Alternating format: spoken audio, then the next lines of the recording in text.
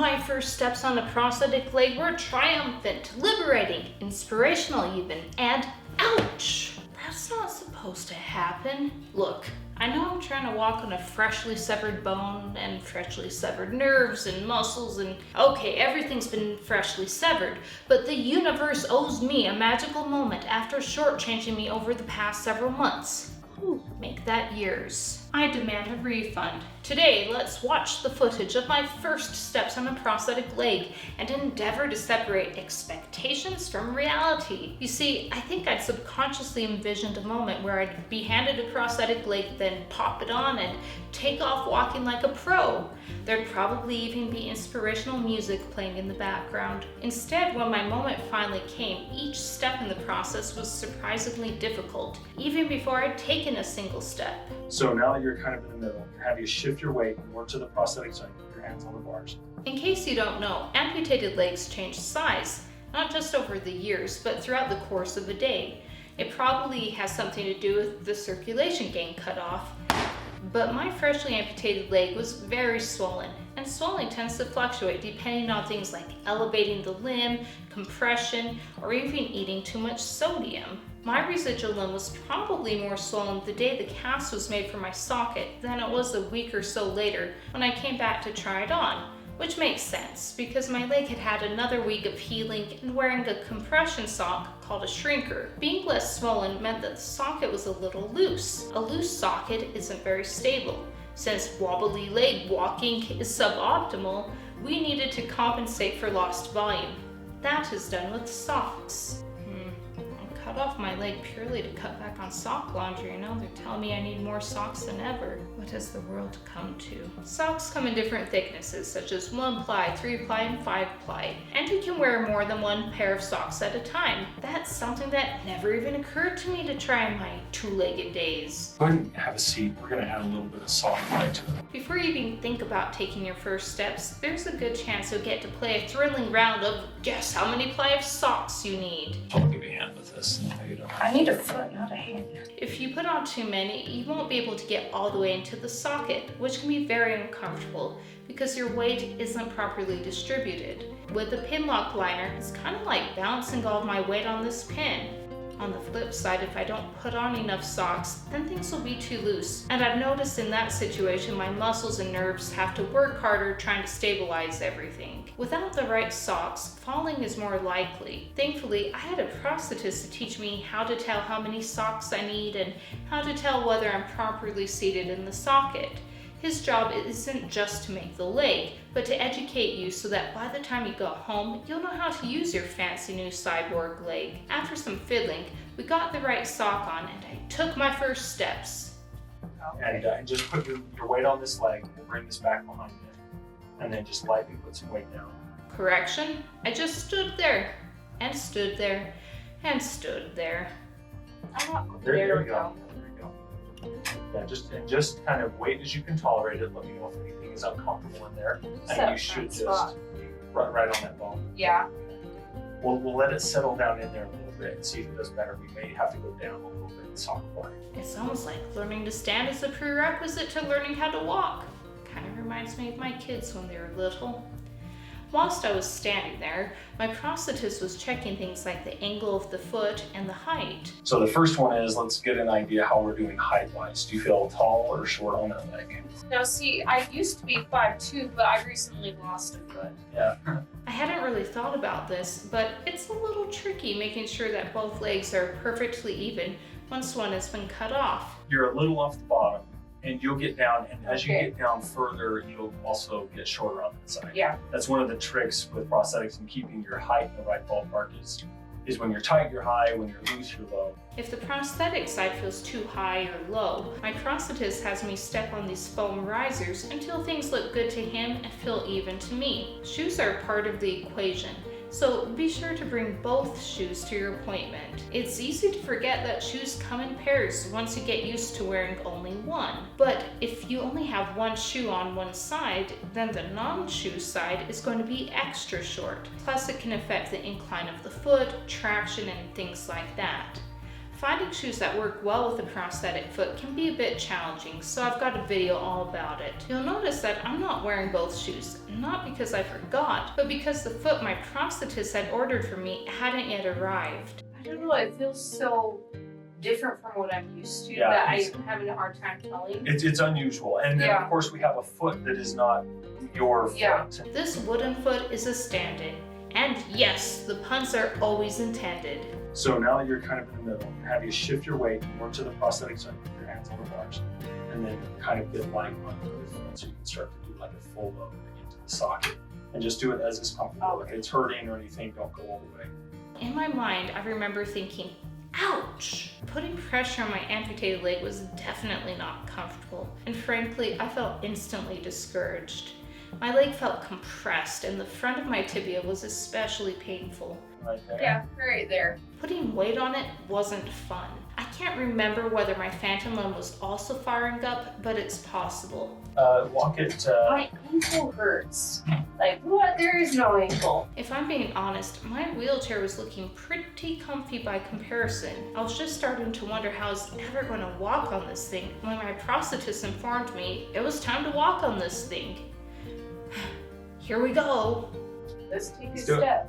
step. But keep your Okay. hands close. Yeah. Until you're feeling stable and good. Lots of people want to get up and just want to like go for it. Here we We go. want progress, but we don't want to push it too hard and have Okay. you like, Face stumble or planted. anything like that.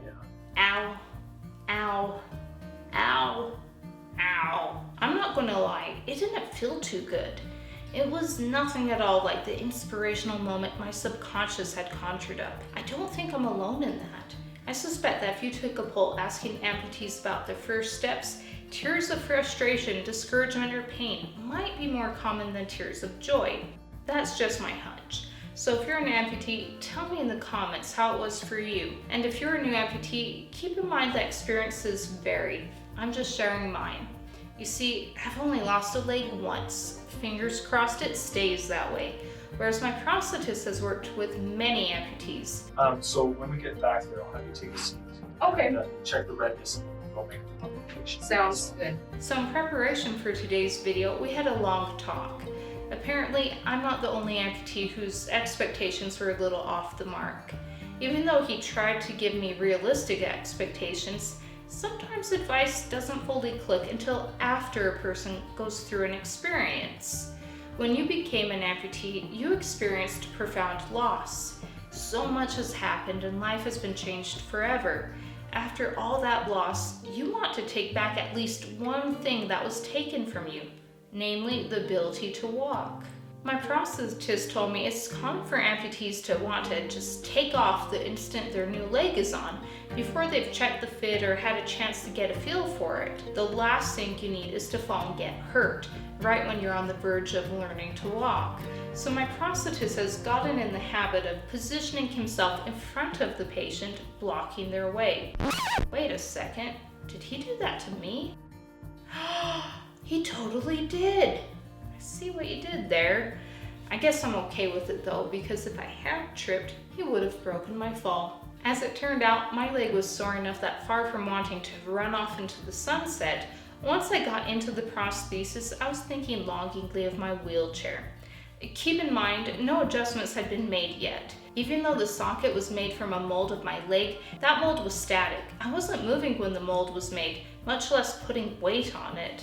Once the mold is put into action, it's a completely different situation, so it isn't surprising to encounter sore spots. Getting a fit that is functional and comfortable usually takes many rounds of tweaking and fine-tuning. So looking back, it makes sense that my socket wasn't love at first fit. Plus, I wasn't that far post-op. I've got a video that breaks down the timeline, but the point is that my leg was still tender from surgery. The reason I was wondering is if the soreness is sort of residual from surgery and Yeah. shoulders and all that other stuff, or if it's coming from the socket, it's a little hard to know. It's also worth noting that my leg might have been extra sensitive because my amputated foot had had complex regional pain syndrome pre-amputation. But regardless, I think it makes sense that a leg would be grumpy so soon after chopping half of it off. kind of be grumpy too. Then take that leg and compress it with a liner and socket and put weight on it, and it's no wonder that it didn't feel so good. Even though those first steps hurt, I knew that I wouldn't ever achieve my goals if I didn't push through the initial discomfort. For me, the hard part was knowing how much of the discomfort was due to post-surgical pain versus fit issues that needed to be addressed.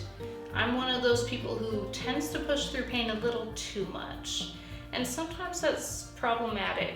So it was good that I had a professional by my side to ask me questions and help determine whether I was experiencing something problematic or whether it was normal post-surgical pain. He would look for signs like red marks on my leg that might indicate that one part of my leg was getting too much pressure.